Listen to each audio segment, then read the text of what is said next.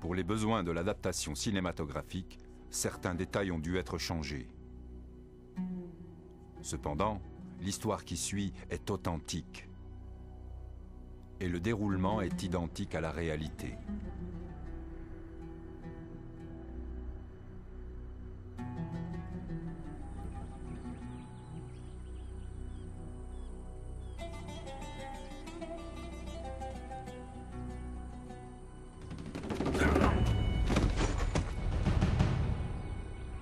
L'attaque par surprise est la clé de la victoire.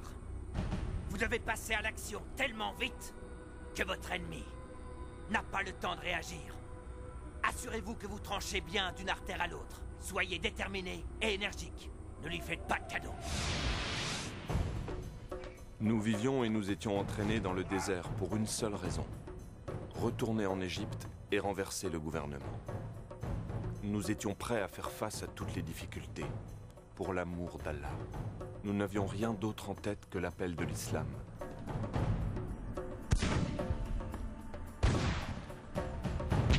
Pour nous, il n'y avait que deux choix.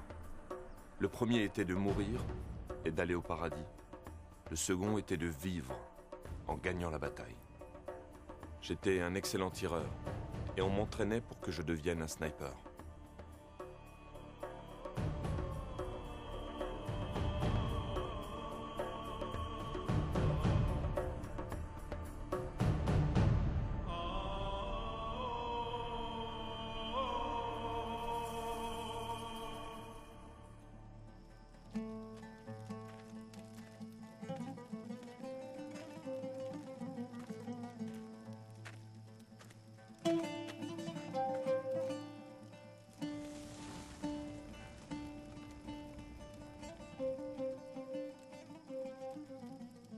Et quiconque combatte dans le sentier d'Allah, tué ou vainqueur, nous lui donnerons bientôt une énorme récompense. Mustapha, ton frère est au paradis. Cette certitude doit te réconforter, mon frère. Et ne dites pas de ceux qui sont tués dans le sentier d'Allah qu'ils sont morts. Au contraire, ils sont vivants. Mais vous en êtes inconscients. Salam alaikum, Émir. Wa alaykum as-salam. Et qu'Allah vous protège. Comment va l'entraînement, mes frères? Tout va bien, Émir. Qu'Allah soit loué. Asseyez-vous. L'émir nous rendait visite régulièrement. Il venait voir où nous en étions avec l'entraînement. Un soir, il nous fit la lecture d'un article dans un journal du Caire. Il relatait l'arrestation d'un groupe de missionnaires qui étaient accusés d'avoir voulu convertir des musulmans dans un de leurs hôpitaux, en leur proposant des relations sexuelles et de l'argent. Des relations impures. À mort les infidèles!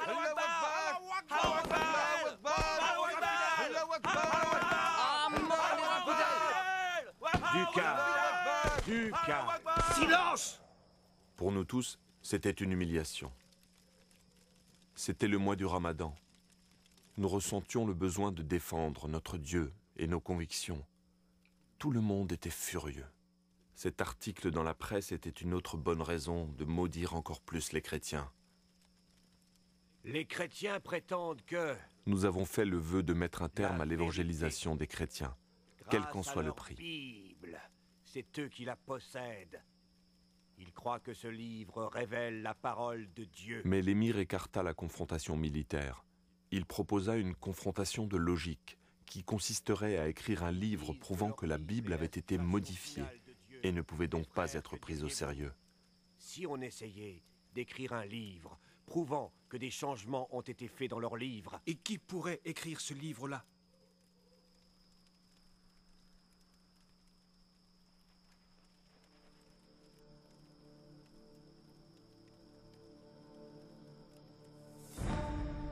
qu'est-ce qui te prend?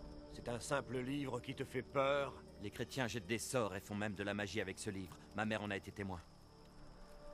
On dit aussi que tous ceux qui lisent ce livre deviennent comme envoûtés. Il est maudit. Je ne peux pas le lire, Émir. Non, non, je ne peux pas le faire. Attention, ceci est ma volonté. Si tu crois en Allah, Et si tu crois au dernier jour, tu dois faire comme je dis, Khalil. Non, Émir. C'est impossible. Non, non! Khalil, Non, Émir. Je vous en prie. Trouvez quelqu'un d'autre pour ce travail. c'est une mission très importante. Et avec toi, je sais que ça ira. Tu es le seul capable d'écrire ce livre, j'en suis convaincu. Sans doute. Et vous me demandez de les aimer, de penser comme ces infidèles. Je peux pas. Si vous me dites de tuer les chrétiens d'Égypte, je le ferai avec plaisir. Mais lire ce livre maudit est au-dessus de mes forces. Tu es un grand croyant. J'admire ta foi en Allah. Elle est remarquable, c'est vrai. Mais tu fais erreur en te laissant aveugler par ton grand zèle spirituel. Je le vois bien. Tu ne sais plus discerner le bien du mal. Te rends-tu compte du très grand honneur que l'accomplissement de ce devoir t'apportera, sans parler du respect de tous tes frères? Tu seras le premier à exposer tous les mensonges colportés par les Juifs et les chrétiens. Pour ce travail, tu recevras 500 livres par mois, que je te remettrai moi-même.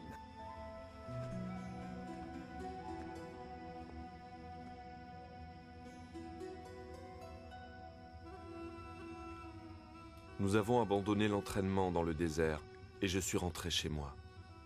Un mois passa, mais je n'arrivais toujours pas à me mettre au travail.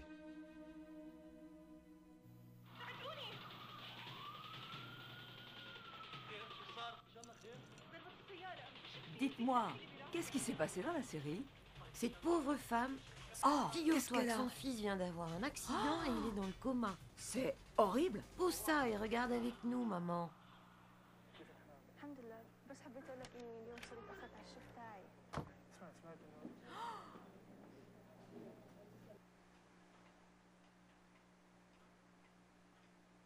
Khalil,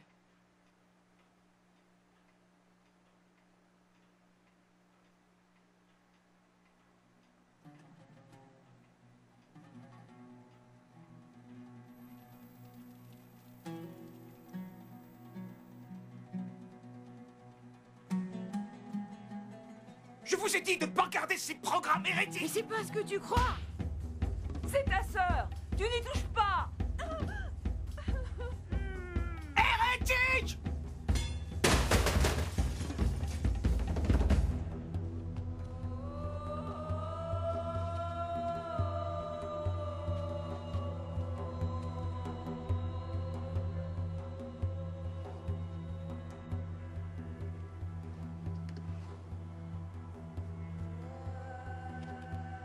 Finalement, je pris la décision d'obéir aux ordres de l'émir.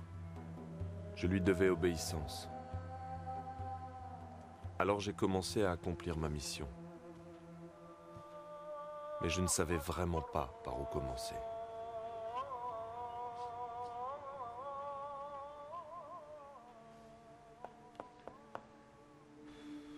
En lisant la Torah, j'ai trouvé des contradictions dans certains récits. Mais étant donné que dans le Coran nous avons aussi ce genre de contradictions, cela n'allait pas m'aider dans mon travail. Si nous disons que ces erreurs rendent la Bible moins crédible, nous devons juger le Coran avec les mêmes critères. Alors j'ai continué de chercher des erreurs plus importantes. Mais je n'en ai trouvé aucune. Ensuite, j'ai lu la Bible en entier. Mais je n'ai pas trouvé le genre d'erreur que je cherchais.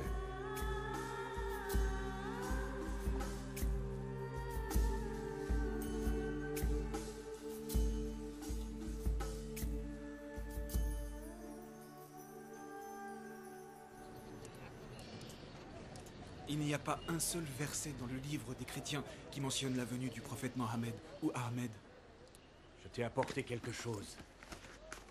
Je crois que c'est ce qu'il te faut. Tiens, Démontrer la vérité. dans ces livres, il est fait référence à 26 passages des livres religieux dans lesquels est mentionné le nom du prophète Mohammed. Salut et bénédiction sur lui. Salut et bénédiction sur lui. Ces références apparaissent dans la Torah et les évangiles. Dommage que je les ai pas eus avant. C'était mieux ainsi. Je voulais que tu lises d'abord la Bible en entier. De cette façon, tu la connais et tu peux en discuter. Quand tu publieras tes conclusions, tu seras capable de les expliquer. Khalil, mon fils, ce livre que tu es en train d'écrire n'a rien à voir avec tous les autres livres. On n'a jamais écrit de manière aussi directe sur ce sujet. Si Allah le veut, nous aurons de bons résultats. Si Allah le veut, j'ai pleine confiance en lui. Il nous aidera.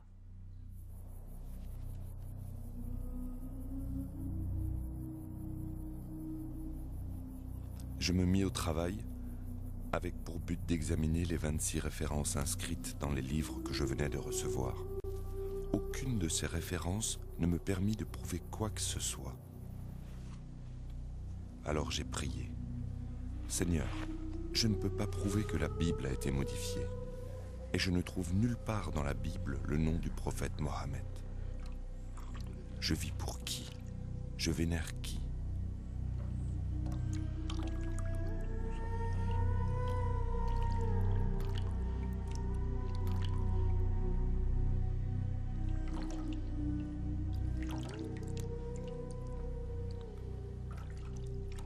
Et j'ai pensé, si la Bible est le vrai livre de Dieu, alors quel est l'avenir du Coran?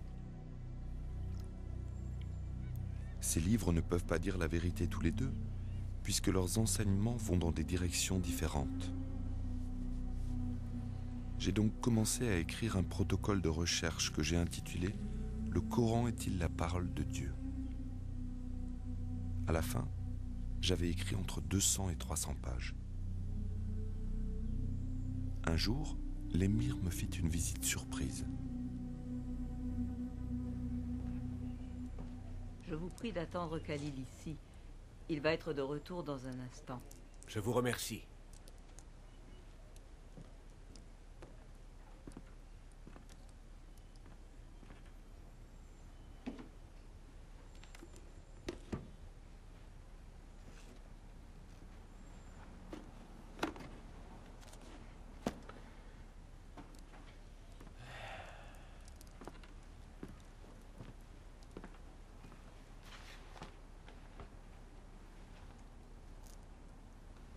Gloire à Allah. Il a enfin commencé l'écriture du livre.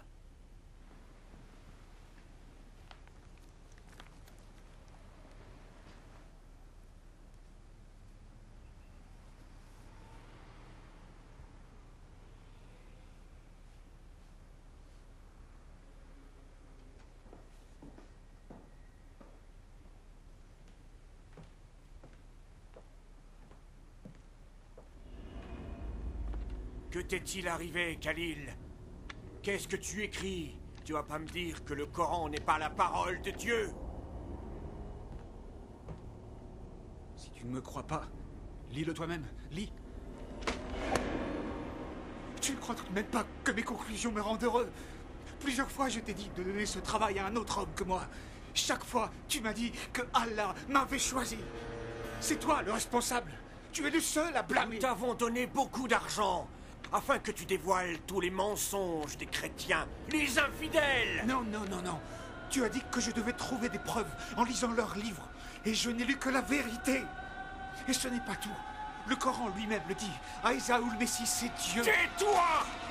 Tais-toi! Je t'interdis de dire un mot de plus. C'est ignoble. Le Coran dit aussi Aïssa parle en parabole. Infidèle! Il reviendra sur des nuages. Il sera le juge de tous. Tais-toi! La sourate de Al-Maïda dit Aïssa a le pouvoir de créer toutes choses. Tais-toi! La sourate de Ali Imran dit qu'Aïssa a le pouvoir de guérir les malades et de ressusciter les morts. Aïssa reviendra sur les nuages. Et il jugera les nations le dernier jour. Je vais te tuer, infidèle!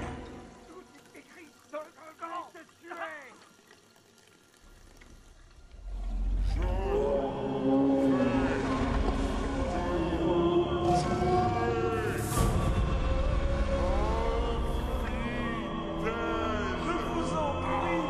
Arrêtez!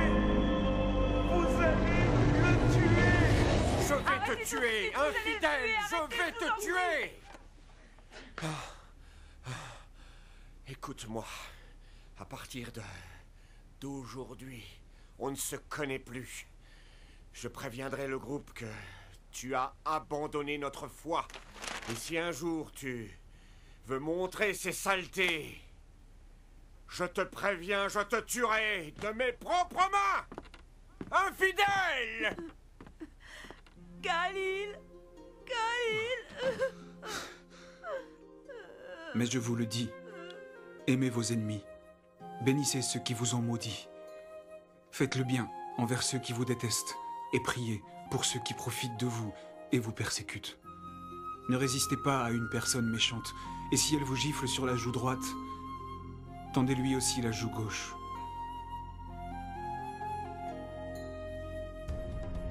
Combattez les infidèles, car ils n'ont pas la foi. Combattez les polythéistes de la même manière qu'ils vous combattent. Combattez ceux qui ne croient pas en Allah. Combattez, combattez, combattez. Même s'ils sont des pères, des fils et des maris, tuez-les.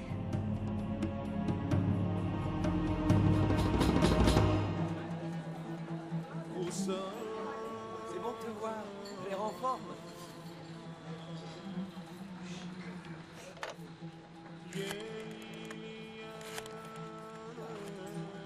Joue une musique plus gaie. Allô, Timothée? C'est Khalil. Non, ça va. J'avais envie de parler avec toi. Bonjour. Un jour, j'ai téléphoné à un collègue de bureau qui était chrétien. Et celui-là, Ouais, ça va toujours. t'as pas envie d'essayer? Si tu veux. J'espérais qu'il pourrait me parler des évangiles, mais il prit Non, peur tu et n'y es pas. raccrocha. Je voudrais que tu m'en parles, c'est tout. Puis je découvris avec stupéfaction qu'on m'avait volé ma mallette, qui contenait ma carte d'identité et ma Bible. Vous avez vu ma mallette? Quelqu'un a vu une mallette? Une manette? Oui, vous l'avez pas vue? Je l'avais posée là. Non, j'ai rien vu, c'était si important. Oui, il y avait ma carte d'identité et ma Bible. Eh, revenez! Revenez! Vous me devez une communication! Faut payer!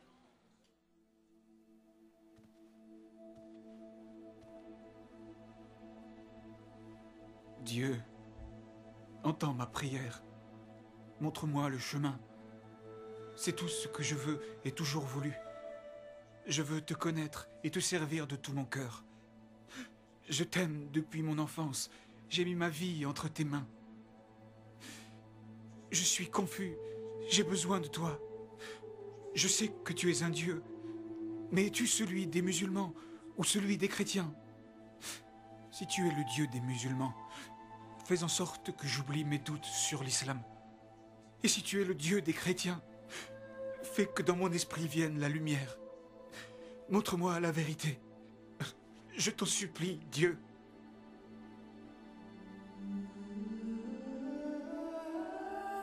Cette nuit-là, je dormis profondément, comme je n'avais jamais dormi de toute ma vie.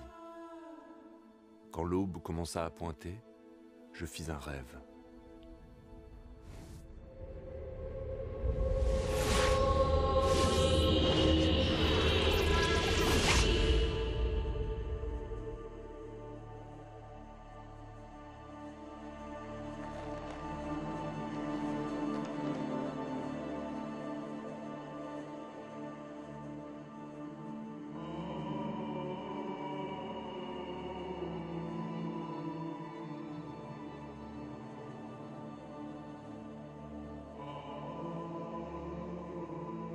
Tu as toujours des doutes à mon sujet.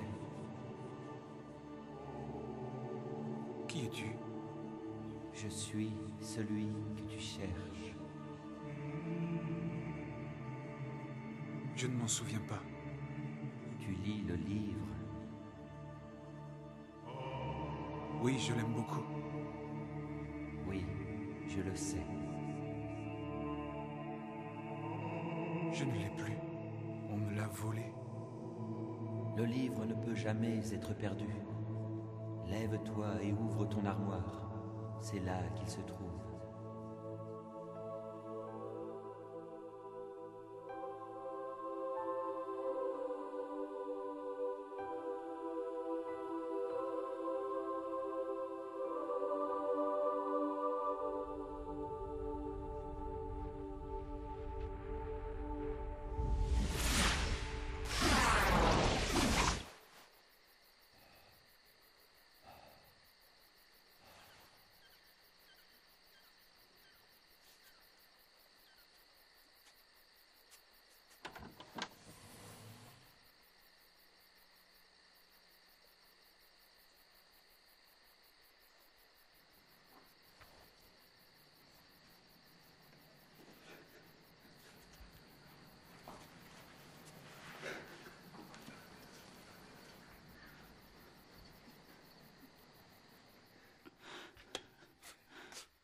Khalil?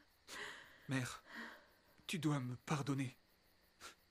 Je croyais suivre les préceptes de la vraie foi. C'est pour ça que je t'ai traité aussi durement. J'étais ignorant.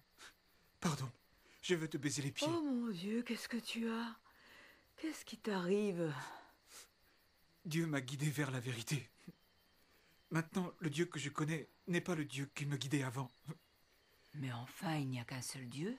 Oui, mère, et il m'enseigne de t'aimer et de t'obéir. Quel est ce Dieu, Khalil? Il est le vrai Dieu, qui a été révélé en Christ, ou Aïsa, comme on dit dans le Coran. Pas si fort parce qu'ils croiront que t'es devenu cinglé. D'accord, je vais faire comme tu dis. Mais est-ce que tu me crois? Pourquoi je ne te croirais pas? Tu n'as jamais été aussi gentil. Ne t'inquiète pas, mon fils. Dieu n'abandonne jamais ceux qui ont foi en sa bonté.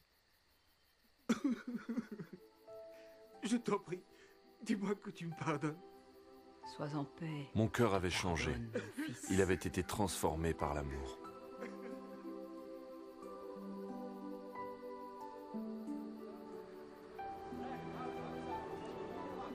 Je ne pouvais plus dormir. Je me suis promené jusqu'au matin. Tout ce que je voyais était magnifique. J'avais de la sympathie pour tous ceux que je rencontrais. J'avais envie de leur dire que je les aimais. Même les chrétiens, et eux, me connaissaient comme un homme violent et fanatique.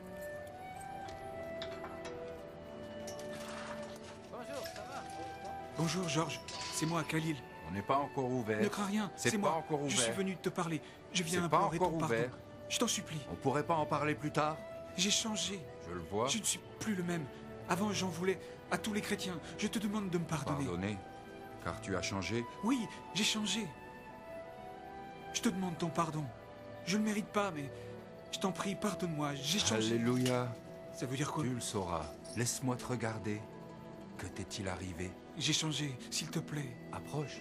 Pardon. Bien oui, je te pardonne. Pardon. Entre. Je te Je remercie. t'accorde mon pardon. À partir de ce jour, j'ai réellement commencé à changer. Ceux qui vivaient dans mon entourage, comme ceux avec qui je travaillais, tous voyaient le changement qui s'était produit en moi. J'avais été un homme odieux, irascible. J'avais mis le feu aux églises et j'avais pillé des boutiques. J'avais commis des actes d'une extrême violence. Mais Christ avait changé ma vie. Quand je me suis mis à agir selon les Écritures de la Bible, je suis devenu une personne aimante.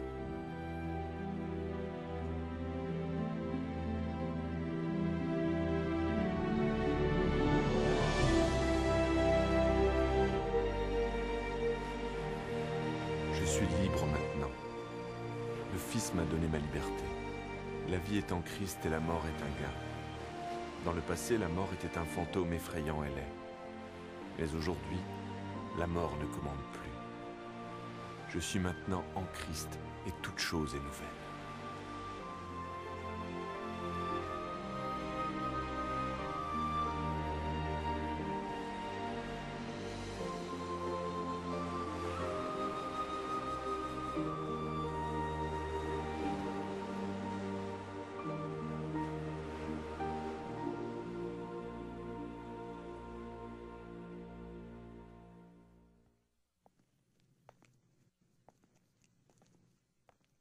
Est-ce que le léopard peut changer ses taches? Le lion peut-il vivre en paix avec l'agneau? Un homme dévoré par la haine et la lutte farouche contre ses ennemis peut-il devenir un homme de paix? Dans le cas de Khalil, toutes ces questions ne lui ont jamais traversé l'esprit. Jusqu'à sa rencontre avec le prince de la paix, le Seigneur Jésus-Christ. C'est impossible d'un point de vue humain? C'est ce que vous vous dites? Oui, mais avec Dieu, toute chose est possible. Cela me rappelle un homme, appelé Saül. Comme Khalil, il était grossier, violent, mais très instruit. Il prit la décision de tuer les chrétiens de sa région.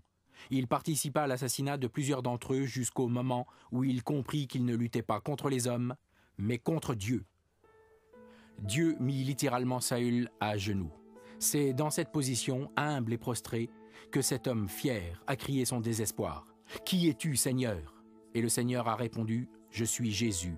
Et quand tu te bats contre mon Église, tu te bats contre moi. » De nos jours, On se souvient de cet homme sous le nom de Paul, l'auteur de plus de la moitié du Nouveau Testament dans la Bible. Qu'est-ce qui changea Saül? Qu'est-ce qui changea Khalil?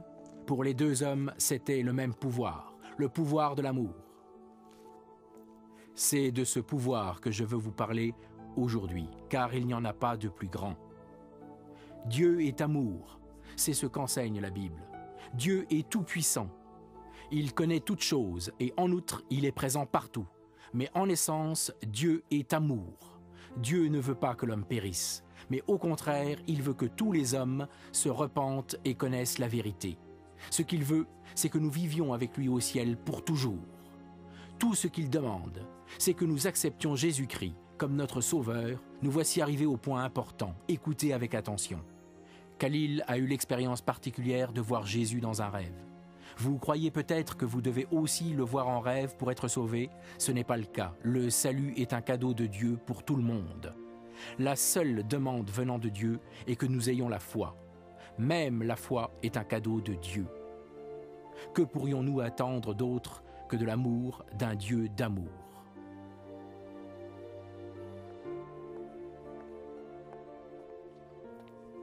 Aimeriez-vous recevoir le cadeau de la vie éternelle?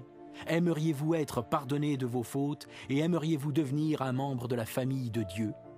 Le Dieu d'amour vous écoute, il ne repoussera personne venant à lui en toute sincérité. Quoi que vous ayez fait ou pas fait, Dieu désire vous amener jusqu'à lui. Il est le Dieu d'amour et son amour parfait absout nos péchés, peu importe ce que nous avons fait. Priez avec moi, prions. Dieu, tu sais combien je t'aime. Mon Dieu d'amour, pardonne mes péchés et donne-moi la vie éternelle. Compte-moi parmi ceux qui t'acceptent comme leur sauveur. Que toute la gloire et l'honneur te reviennent, ô Dieu, pour le précieux sang de Jésus versé pour nous sur la croix. Amen. Frères et sœurs, si vous avez prié avec moi, soyez certains que Dieu est dans votre vie et que vous êtes parmi ceux qui sont sauvés. Jésus sera la fontaine de votre vie. Amen.